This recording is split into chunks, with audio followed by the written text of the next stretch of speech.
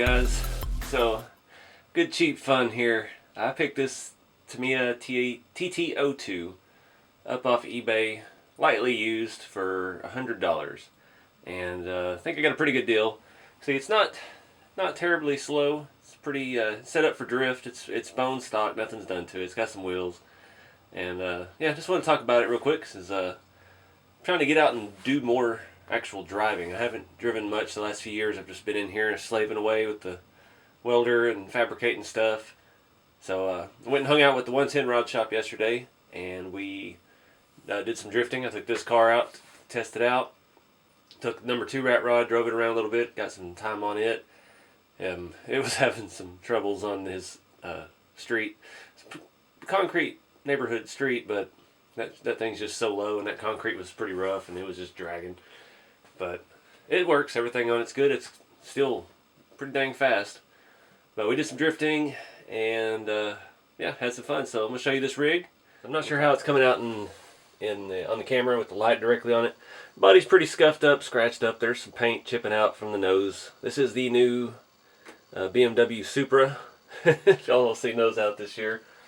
And I wasn't a super big fan, but after seeing it on this with the little offset on the wheels and stuff, it looks pretty sharp.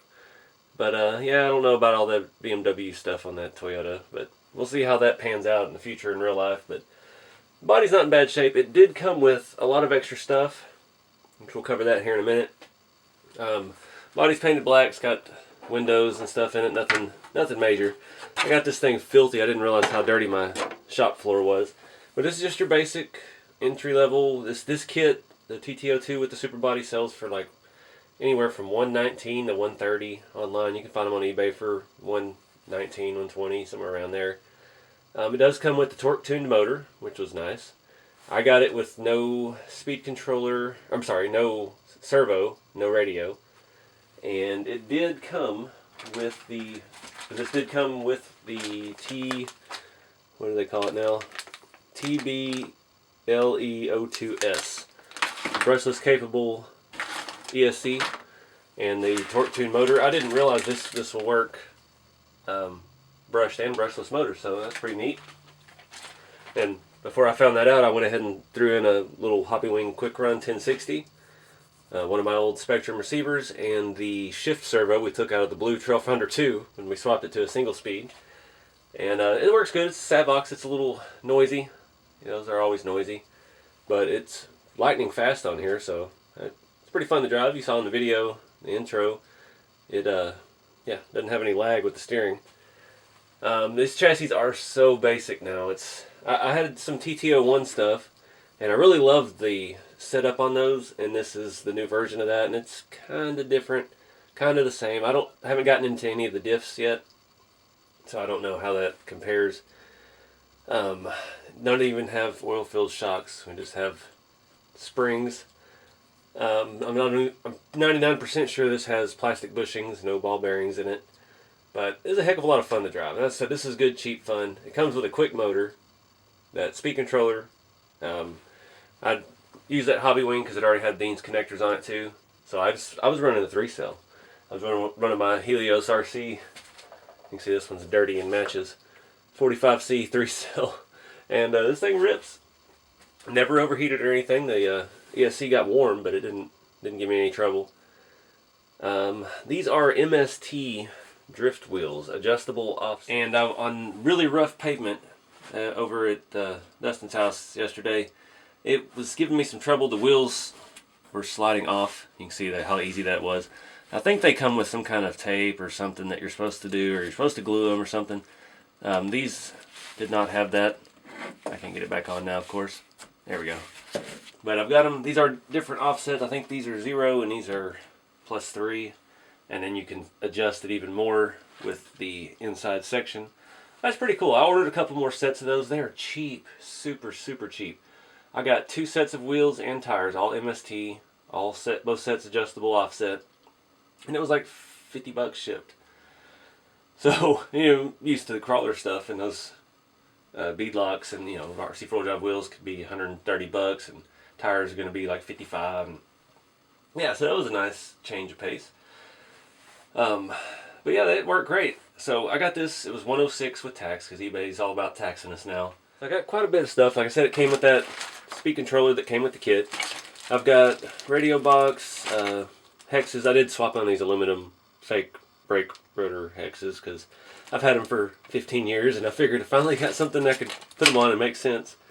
We got steering parts, extra motor mounts, just the basic kit stuff, extra hardware. We have the nose cone for the body. This is your light, your LED light thing. They never bothered to paint it or anything.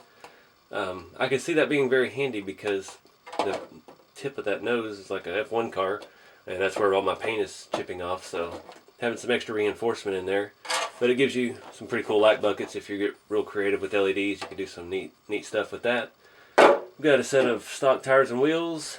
I've got another set of wheels, similar. Got some of these Firebrand drift tires. I've not figured out how those work yet.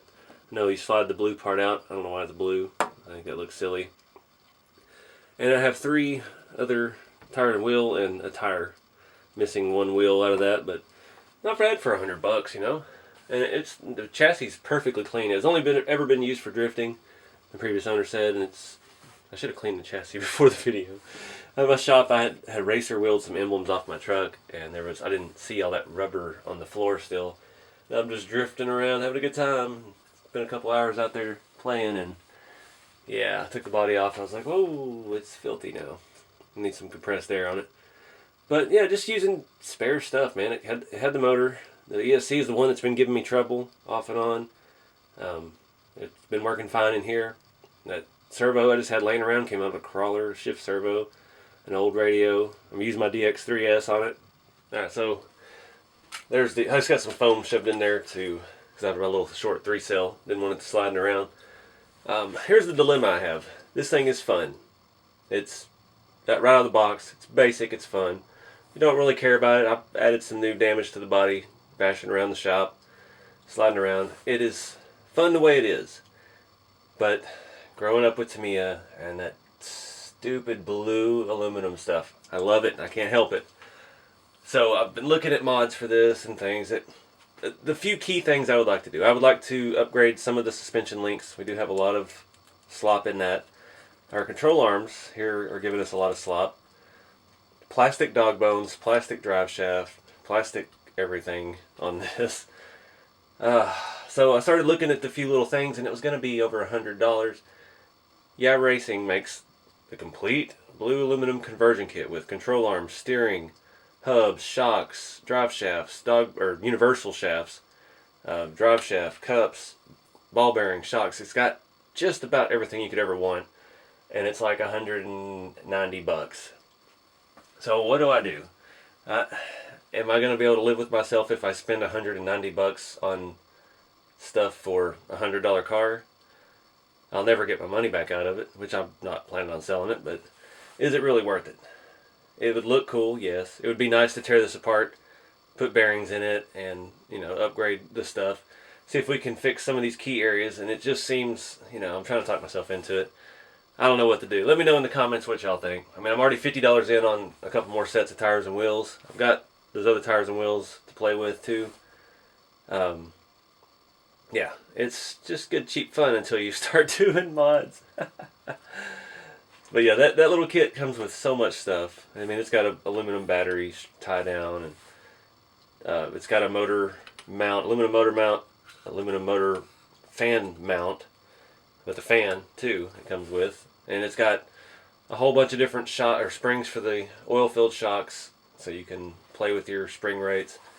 Or do I just spend $100 and just do steering and shocks, maybe a motor plate? I have a fan I could use, but I don't know what to do, guys. It's that typical thing. It's just fun to mod stuff. It's fun to tear into it.